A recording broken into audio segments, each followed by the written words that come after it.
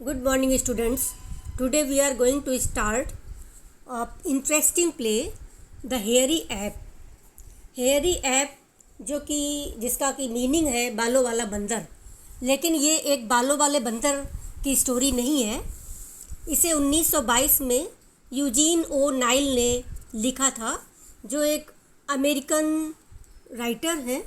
और ये जो आपको हेयरी ऐप है, ये बहुत ही फेमस प्ले है।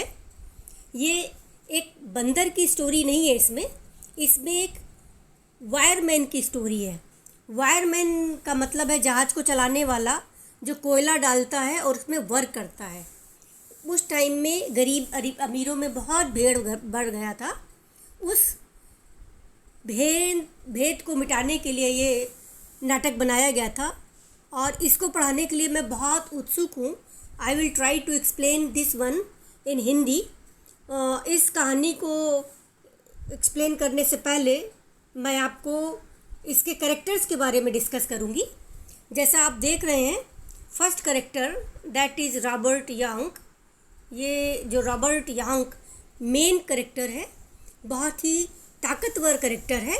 और ये रॉबर्ट यंग स्मिथ कहानी की शुरुआत में तो आप देखेंगे इसको कि काफ़ी स्ट्रेंथ होता है इसमें, लेकिन जब इसमें दूसरा कैरेक्टर मिल्ड्रेड डगलस जो आता है, वो मिल्ड्रेड डगलस से फिर चिढ़ने लगता है। और ये जो यंग उन्नत और अपर क्लास की सोसाइटी से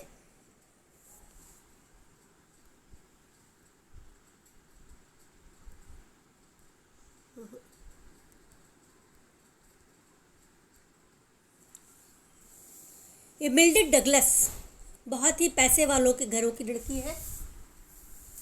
और इस कहानी का जो तीसरा कैरेक्टर है पैडी एक बूढ़ा आदमी कैरेक्टर है। और ये पैडी को कहानी की शुरुआत में ये प्रॉब्लम होती है कि उसे काम करना इतना नहीं आता है। चौथा कैरेक्टर है लॉन्ग भी शिप पे काम करने वाला एक वर्कर है, जो ये यांग के साथ शिप में 5th एवेन्यू स्थान पर जाता है। मिल्ड्रेड डगलस की एक आंट होती है। इसके अलावा इसमें एक सेक्रेटरी होता है। तो इस तरह से इसमें जो शिप के 4 काशन, ये आप देख रहे हैं, हमने शिप भी बना रखी है इसमें। इस शिप में एक 4 काशन होता है, जिसमें सारे फायरमैन इकट्ठे होते हैं और उसमें वो वर्कर्स काम कर रहे होते हैं। और काम करते करते फिर पार्टी होती है। फिर सारे जो फायरमैन होते हैं वो पार्टी करते हैं। पार्टी करते करते वो लोग पार्टी में बियर भी पीते हैं, जिसमें कि ये जो यंग है, रॉबर्ट यंग स्मिथ, ये देख रहा है। और ये चुपचाप उनके पास आ कर के बैठ गया और बोलना शुरू किया, तो सब के सब बैठ गए। और जो यंग था, उसने एक यंग को 2 बियर दे दी। वो लोग यंग से डरते थे। उसके कारण ये थे कि यंग बहुत सुडौल, बहुत लंबा चौड़ा, उससे कोई पंगा नहीं लेना चाहता था। और सब लोग यंग की बात मानते थे। अब यंग क्या करता है, ये लोगों के साथ मिल करके बियर पीने लग जाता है, उनके साथ मजाक करता है, गाना गाता है। उनमें से एक खड़ा होकर के जहाज के बाहर की जैसी ज़िंदगी है, उसके बारे में गाना गाने लगता है। यंग कहता है कि तुम चुप हो जाओ, उसको गुस्सा आ जाता है, उसको अच्छा नहीं लगता है। तो फिर ये जब लॉन्ग खड़ा होता है, जो मार्क्सवादी बातें करने लगता है।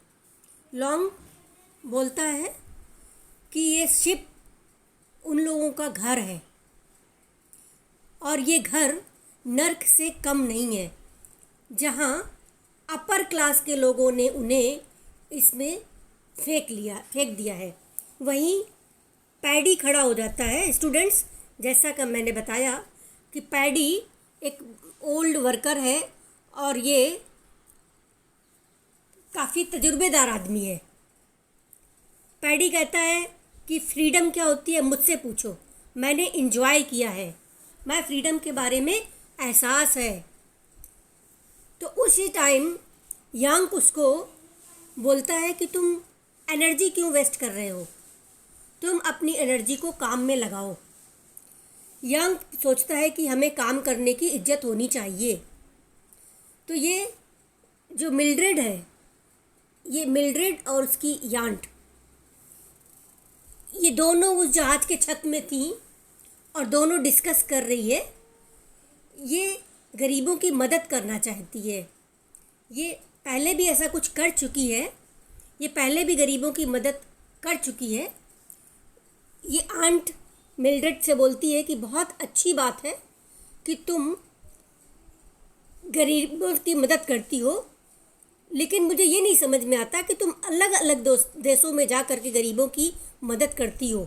ये बहुत अच्छी बात है, तुम्हारा बहुत हेल्पिंग नेचर है, लेकिन तुम हेल्प करने के साथ साथ ये भी फील करवाती हो कि तुम मिल्ड्रेड और आंट ये दोनों एक सेकंड इंजीनियर का इंतज़ार कर रहे हैं, क्योंकि इन दोनों को इंजीनियर नीचे जहाज़ में स्टॉकहोल्म में ले करके जाएगा।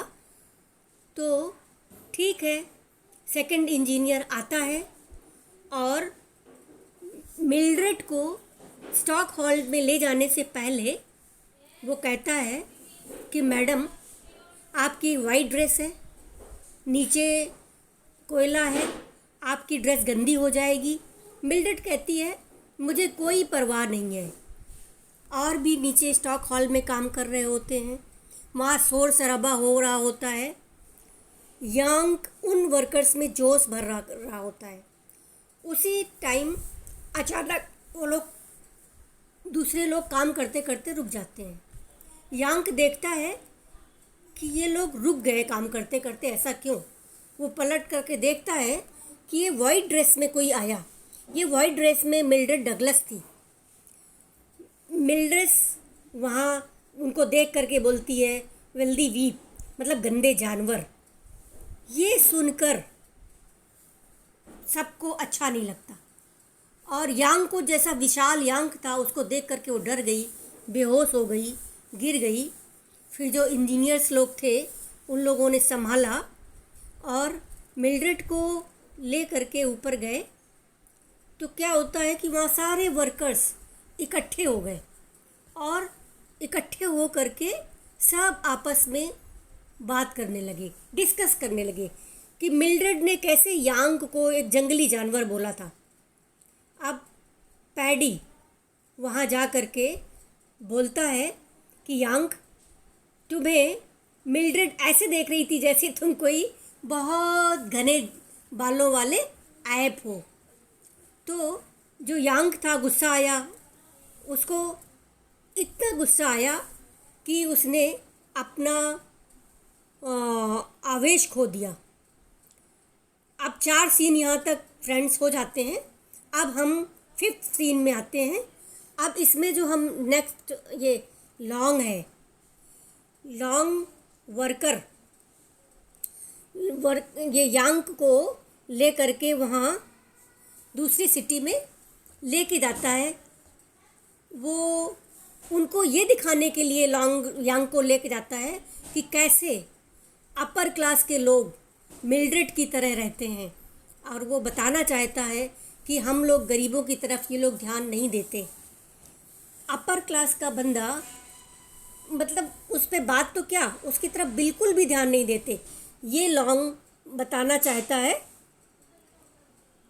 और वहाँ पे जा कर के यांग अजीब अजीब हरकतें करता है और फाइनली पुलिस यांग को गिरफ्तार कर लेती है, क्योंकि वो एक आदमी को अटेंशन पाने के चक्कर में उसकी बस छुड़वा देता है। तो होता क्या है कि यांग को वहाँ पुलिस ले जा कर के बंद कर देती है। अब सिक्स्थ सीन में आते हैं। जेल में यांग कैदियों से मिलता है और उनको अपनी स्टोरी सुनाता है। कैदी कहते हैं कि अगर तुम मिल्ड्रेड से बदला लेने चाहते हो तो तुम्हें उसके फादर की जो कंपनी है उस कंपनी को ज्वाइन करो। वो बताते हैं कि मिल्ड्रेड के जो फादर हैं वो स्टील कंपनी के मालिक हैं और यहाँ जो जेल में पिंजरे में बंद हैं वो उस मिल्ड्रेड डगलस के फादर के द्वारा बंद किए हुए हैं। तो यांग वहाँ की रॉड को तोड़ने लगता है। फिर अब लगभग यांग 1 महीने तक जेल में रहने के बाद बाहर आता है और फिर वो इंडस्ट्रियल वर्कर WWIWW में काम मांगने के इरादे से वो वहाँ जाता है, लेकिन उसको वहाँ अरेस्ट कर लिया जाता है। वो लोग समझते हैं कि ये यांग कोई जासूस है और उसके उल्टे सीधे बिहेवियर की वजह से बहुत कुछ से झेलना पड़ता है और फाइनली वो उसके साथ इस टाइप का जो बर्ताव होता है वो बहुत निराश होता है। वो सोचता है कि उसके साथ जो काम करने वाले वर्कर्स हैं वो तो इज्जत करें, तो जैसे तैसे वो रात गुजार करके अगले सुबह वो जू में चला जाता है। अब जू का जो सीन है वो इस प्ले का फाइनल सीन है। स्टूडेंट्स, चिड़ियाघर में यांग एक बंदर को देखता है और वहाँ वो एक बालों वाले हेयरी ऐप को देखता है। उसे देख करके यांग स्मिथ उसकी तरफ आकर्षित होता है। वो सोचता है कि अरे मैं भी बहुत ताकतवर हूँ, ये जो बंदर है इतना विशाल है, ये भी ताकतवर है। और फिर उसे मिल्ड्रेड, जिसको वो बंदरी समझा था, और वो उसको याद आता है कि कैसे उसने पैडी को भी इसी तरह से व्यवहार किया था।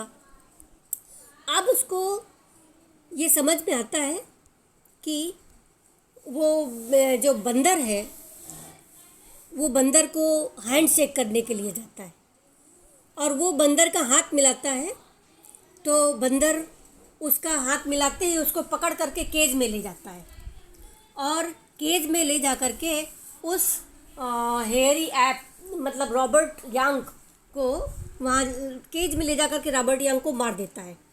तो इस तरह से स्टूडेंट्स ये स्टोरी का एंड दुखद होता है और ये आप पढ़ेंगे स्टोरी तो शायद आपको बहुत ही इंटरेस्टिंग लगेगी और बहुत ही अच्छी स्टोरी है। Thank you, thanks a lot, try to understand it.